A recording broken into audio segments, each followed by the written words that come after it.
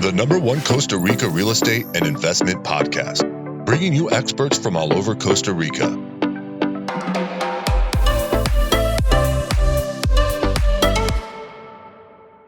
Good afternoon, guys, and welcome to episode 122 of Costa Rica Real Estate and Investments podcast with me, your host, Richard Beckson. I'm back from the cold, wet, and dreary Europe here after the New Year's, and looking forward to kind of what 2023 has in store. I think some of you saw some of what I saw in 2022 and what's coming in 2023. We discussed that a little bit in this podcast that we're about to do here with Caleb Wursten, co-founder and CEO of Worldhaus. That's a company that curates and fractionalizes basically real estate using blockchain technology, allowing individuals, buyers and investors to purchase fractions of property in Costa Rica and around the world. So today we can talk about his journey, what his company is and how it could impact Costa Rican real estate. I mean, I think for anyone out there that's not a tech, a blockchain expert or has any knowledge of it, it's fractional ownership basically. But just the digital kind of turn put on it. It allows you to invest into a property, purchase a fraction, have ownership, and also have use rights of it as well. So if there's any interest, you'd like to know a little bit more, feel free to reach out to Caleb and the team over there at Worldhaus. The contact details are in the description below. Quite a few of you starting to reach out to us as well. Thank you very much, guys. I love chatting to you about the projects and seeing how we can help. If we can't, I'll always point you in the right direction, give you my piece of advice for what it's worth actually as well. So we've actually got some interesting investments coming up in Q1 here as well. I'm about to close next week on a property down in Oaxaca for the fund that I'm working on here. And it's just really interesting what's happening out there at the moment. We're still very busy, but maybe it's that, our viewpoint is very unique.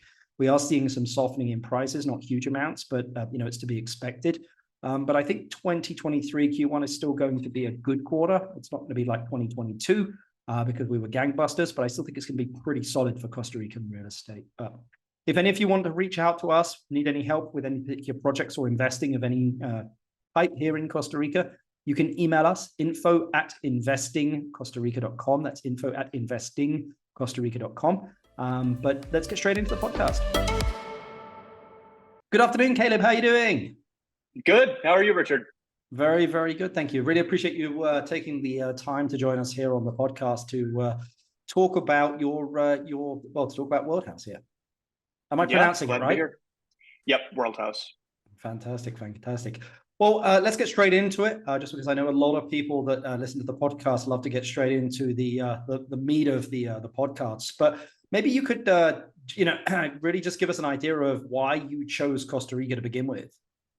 Yeah, so we've been at it for about eight months now, and we were looking at the landscape of where digital nomads are going, where they want to buy real estate, and we chose, the short list is Portugal. There are a couple countries in Southeast Asia, Mexico and Costa Rica. We wanted to stay in the time zones that are friendly to Americans. Over half of all digital nomads are coming from the States. So that narrowed it down to Mexico and Costa Rica. Colombia was also on the list, but really those two. And we chose Costa Rica to start for the reason that, stable democracy, amazing climate, good brand in the United States, huge amount of tourism, and there's a lot of interesting developments happening here. Yeah, no, definitely. I mean, I think Costa Rica, was pretty strong pre-pandemic, but I think, post-pandemic really kind of shone, and, it's eco, green, and just its political stability and financial stability is just, it's a great investment. I mean, Yeah. And one last thing that I found after the fact, but Costa Rica invests close to 30% of the government budget in education, which based on the ranking I saw is the highest in the world. So that, that's just very impressive. And you see it, bubble up in a number of ways living here. I'm on my 4th month in the country now, but huge asset. Yeah, definitely. Well, I mean, I always like to kind of get an update of what people are seeing kind of in the market, because again, the world economic, I think the IMF said the other day that they expect a third of the world to be in recession in 2023. So, what I mean? I don't think the US is in recession, or, I mean, that's up to debate, but we'll not go there on this. But I mean, what are you seeing on your side, if you don't mind me asking, Caleb? Yeah, I'm seeing a lot of people felt a lot richer a year ago. Equities declined over 20% in 2022, and a lot of people in the US have their wealth wrapped up in that. as well as, especially in the digital nomad community, cryptocurrencies, which absolutely collapsed. So, people aren't feeling as exuberant as they were a year ago, but, Costa Rica, it's a good product to be selling. And we're also focused in the long term. And I'll just add that the number of digital nomads, it doubled between 2019 and 2021. And, you might think, okay, well, it's the pandemic, a lot of people got remote jobs, but it actually continued increasing. It went up another 9% from 2021 to 2022. So long term, that's the trend that we're betting on. I mean, I agree. I mean, I've got a lot of friends that, I think what really happened is that a lot of people wait till they're 65. They'd work in offices, they'd work in factory, they'd work anywhere, wait till they're 65 and then go and travel the world, or they'd take like their week a year and go and travel. Whereas now is, it's smashed work and play kind of together, allowed us to be able to travel, and technology, and just connectivity has just made it so much easier to work from anywhere else in the world. So I agree. I don't think this is a trend that's going to disappear. And I think that Costa Rica is, really ripe for being, a great digital nomad destination, as well as being a great investment destination. Oh, 100%. And we're seeing that. So yeah, it's an exciting time to be in the space. Yeah. Well, I mean, what do you think Q1 is going to hold, for real estate in Costa Rica, and why do you think that? I mean, I've been here for 4 months, so I'm not an expert in Costa Rican real estate, but I don't, just based on the conversations that I'm having, I don't see it being a huge difference from Q4 2022. People are still feeling the pinch. People are still unsure of the economic environment in their home country. A lot of, the people that we're talking to, digital nomads, there's insecurity for their jobs in the US. Tech is undergoing massive layoffs. So I don't expect a gangbuster first quarter. But yeah, again, we're here for the long haul, and we're thinking about 5 years down the line. Yeah, no, I agree. And I mean, I think that, again, I did a summary the other day where I think Q1 is still going to be a good Q1. I don't think it's going to be as good as 2022. That's for sure. It's just, again, a lot of the uncertainty happening in the world at the moment. A lot of people are just like, I'm just not going to do anything, and that's how recessions are caused, basically, of people just holding back. And but it's going to be, I speak to a lot of people who are sitting on a lot of cash. They made a lot of money in 2021, 2022, and just don't know what to do with it. Am I going to invest it into real estate in the US, which is, going down? Am I putting in the market? I don't know where the bottom is. I always say to people of Costa Rica is a lifestyle investment. It's an investment you need to enjoy. If it's just investment, if you're just chasing ones and zeros, there are tons of other places you could go, whereas if you want to actually enjoy an investment, Costa Rica certainly is the location to do that. Yeah, absolutely. Well, maybe you could explain Worldhaus to us, if you don't mind. What is it and how does it add value? Yeah, so we're making access to we're increasing access to global real estate. And for anyone that's traveled and walked into the local real estate office, you would be lucky if you walked into Richard's office. But a lot of the time, there are a lot of barriers that you find. You don't know anybody, you don't know the market, you don't know the rules. You might really like Costa Rica, but you might not want to spend the full year there, and you might not want a vacant property for 8 months if you only want to spend 4 months. So where we fit into this is we're there for the brokers and the real estate developers and the homeowners that are seeing these $50,000 checks, even $15,000 checks that they don't know what to do with. Because you can't buy a property. Maybe you can get a few acres for that, but these checks are flying back to the States. They bounce out of Costa Rica because they can't land, and that's where we come in. We work with these small checks to buy the unit, and then we structure the property so that people can enjoy it in fractions, and they don't need to put that big upfront cost. And I'll add, we're also focused on the liquidity. So these tokenized transactions, assuming somebody doesn't want to do an inspection, they also can, which will delay the deal, of course. But if they waive the inspection, it's an instant transaction, which doesn't happen in real estate.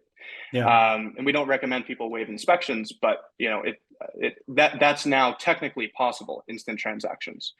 So yeah, we're going to be introducing increased liquidity, increased access to properties, and dramatically decreasing the cost of the transaction. So let me just make sure that I understand it correctly. It's basically you are fractionalizing properties and allowing people to buy slices of the pizza. We structured a bit like Kickstarter. So we'll work with a property and generate demand for that property. And only when there's sufficient demand do we execute and structure the deal. Okay. And you mentioned tokenization. Maybe you can explain that to some of the listeners here, because I know a lot of listeners are not aware of what tokenization is. Yeah, so super simple. Basically, instead of using legal names on an LLC operating agreement, you're using NFT hashes. And this simple shift has a lot of implications. Primarily, you now have a new source of truth, which is, I should say, a complementary source of truth.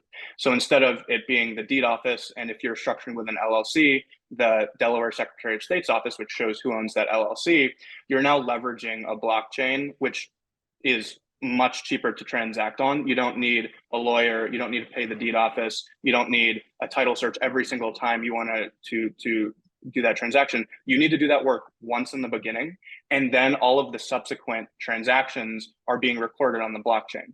So from a government's perspective, you still have that perfect source of truth because blockchains can't be changed and they're public, similar to what deed offices try to do. But you don't have to pay the fees. And in the token itself, it is leveraging the legal power of the LLC's operating agreement. So it's a similar concept to bearer bonds, or car title in Mexico, where the legal power, the connection of the asset to the law is in the physical contract, in this case, a digital contract. So in Mexico, you hand somebody the title of the car, they're now the owner. But there's crime related to this. There's issues losing the paper title. Same with bearer bonds, and blockchain captures the hyper efficiency of that system while mitigating the risks. Interesting. So, I mean, what type of properties are you guys working with? We're looking for properties where there's disproportionate demand from fractional buyers. So these are apartment hotels in Santa Teresa. These are the very large developments that we're starting to see here. The Quintana Roo style developments going up in Tulum are starting to happen in Costa Rica. We're working with a big developer doing an 85 unit building in Jaco that has co-working spaces. It has restaurants in the building. Each unit has its own balcony looking at the Pacific. So, we're looking for those, the deals where we can provide disproportionate value. Okay. I mean, what stuff will you not be looking at to do? Just properties digital nomads wouldn't be interested in. So a place that has a lot of value add, we wouldn't look at those places. Okay. I mean, thinking about here in Costa Rica, Caleb, I mean, you've been here for a couple of months now. I know you've interacted with quite a few people here. I mean, which areas do you particularly like? I mean, which beach areas are you very fond of? Yeah, so I have been busy here. And so I've hit the major regions. And I guess a fresh set of eyes. I've listened to a bunch of your episodes, and one pattern I've noticed is people, and this is true in real estate in general, but people generally overestimate the value of their neighborhood and their hometown. So if they're living in X town in Costa Rica, they're going to recommend X town in Costa Rica because they see all the benefits. But I don't have any allegiance here. So the place that I see disproportionate value is Puerto Viejo, because it's dramatically cheaper than the Nicoya Peninsula. It has, I would argue, a nicer beach. There's still surfing there. People, don't think you can surf in the Caribbean. There's all kinds of surfing in Puerto Viejo. There's a lot of culture, actually more culture than I found in many of these other beach towns, because you have the Caribbean there. You have the Calypso music. You have the local Costa Rican culture, and then now the northern cultures. So I'm really excited about Puerto Viejo. But of course, there's so many great places: Manuel Antonio, Tamarindo, Santa Teresa, La Fortuna. I'll also add Escalante. We are talking with a few really big developers coming and doing digital nomad giant projects in this neighborhood. So long term, I'm looking at Puerto Viejo and Escalante. I mean, I think Puerto Viejo is beautiful. I mean, it's, I had a client today who was like, well, Rich, what do you think of Puerto Viejo? And I was like, look, its average daily rates are not as good as some of the Pacific beach towns, but that's not to say that they can't be. I mean, I know Aguas Claras, Almans and Corrales, which are some higher end hotels down there, do very, very good. There are very few of them, but there is demand down there. And the demand is all year round as well, because September and October, where it's rainy on the Pacific side, on the Caribbean side, it's their best time of year. So yeah, great point. Yeah, it's just different. And it's that Caribbean that's like you've taken Caribbean and Costa Rican and shaken it up into a cocktail, and that's what you get. The food's better. The food's better down there. It's one of the best locations for food, in my opinion. Puerto Viejo, Cocles, Manzanillo. And then you have that Caribbean flair to it. I mean, they're working on the road to get down there, which can sometimes, when we'll finish, I think the Chinese are working on that road with the Costa Ricans. So God knows when that will be ready. But once they have it ready, hopefully it should be pretty quick to get down there. Interesting. Yeah. Yeah. You could also fly there as well. You can fly into just south of Le Mans, and then it's like a 45-minute transfer. So it's usually pretty quick to get there. But yeah. It's also a beautiful trip. I just took a bus down, yep. And you go to Le Mans, you see the Chiquita plantations, the Dole plantations, and then you're driving along the Caribbean coast. It was an amazing tour of the country. Yeah. Caleb, if you don't mind me asking, I mean, where did this idea come from to do this with kind of this tokenization of real estate transactions? Yeah, so there are really two happenings that we noticed. One is the rise of the digital nomad. We were living out of Salinas, and by the way, I lived out of Salinas in Costa Rica. A lot of people, I would say, probably this is an early indicator. Puerto Viejo is there. They go to La Fortuna and Puerto Viejo. Anyway, so we saw this rise of digital nomads, and then you saw the opening of real estate tokenization, and the idea has been happening for a few years. So NFTs, I could be wrong, but around 2017 is when they started their entrance into the public domain. And it wasn't so long after that people realized that you could use these to legally represent assets. So, we're in the first innings of this movement. And there are also people doing this for all kinds of assets. People are doing it for artwork, for cars, for private equity. So, the sort of space is called the securitization of everything. Everything is turning into security that people can buy. And we're focused on a particular asset class for a particular type of people that happen to be relevant, in Costa Rica. So you typically say, I mean, anyone investing or purchasing would probably be a digital nomad? Or not necessarily? Well, it's tough to disentangle who our networks are and what the full market is, because as you mentioned, the largest group of international real estate buyers are older. They're the retirees, the pensioners. So this is a new group that is smaller today than that group, but as people get remote jobs, a huge majority of people enjoy remote work and push their employers for it. So as in any time where labor is tight, they're going to be these remote workers. I think that the percentage is going to grow, but it's still the older buyers that are going to be the main drivers of international real estate. Yeah, definitely. I mean, my last question for you, Caleb, is if you, which I love to ask everyone, by the way, if you had inherited $500,000 and you had to invest it into a business or real estate in Costa Rica, what would you do with it and why? So other than Worldhaus, I would invest that in, I would actually do a business model that I've been talking to a few people in Costa Rica about, which is buy an apartment hotel, build a community there, and then sell shares in the rooms, which isn't something that was possible without an easy avenue to sell fractional real estate. But people can add a lot of value, not only in sort of a physical way that we typically think of in real estate, but also a social way. You can build a community in an apartment hotel that makes the value of the property higher. And then you can sort of liquidate your holdings, buy another apartment hotel, build another community. So that's a business model I find really interesting, and that we're going to be supporting people in doing here, and I think is going to make people a lot of money. Definitely. I mean, would there be a particular location that you'd like to do this in? It would be probably Puerto Viejo or, Manuel Antonio or maybe, someplace on the Nicoya. Yeah, definitely. Well, Caleb, this has been great. I mean, I think anyone that's interested, I'll put Worldhouse's contact details all in the description down below, and also your contact details there as well. But really appreciate your time, coming on the podcast and chatting with something that we've never really talked about before. I mean, I think you're probably the first one that's talked about tokenization, after 120 odd episodes here. So it's nice to get some young blood that's talking blockchain and smart contracts and tokenization. So yeah. Yeah, pleasure being here. And, your podcast has been a huge resource for us. So, thank you from the team for putting in the work to make it happen. Not at all. I love to talk anything that's Costa Rica. So I'll keep it going. Awesome. Thanks, Richard. No worries. Have a great day, kid. You too. Bye.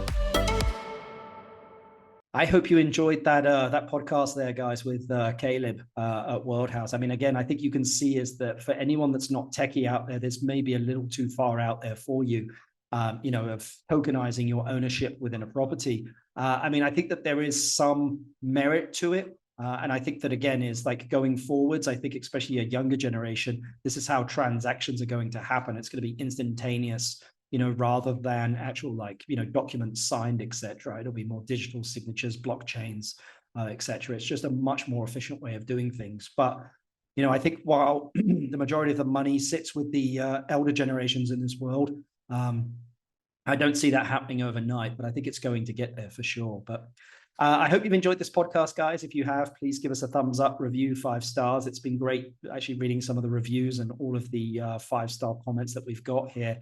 I think we're like 4.9 out of 5. I'm not too sure who gave us that 4, but anyway, that's fine. You can give us a 4.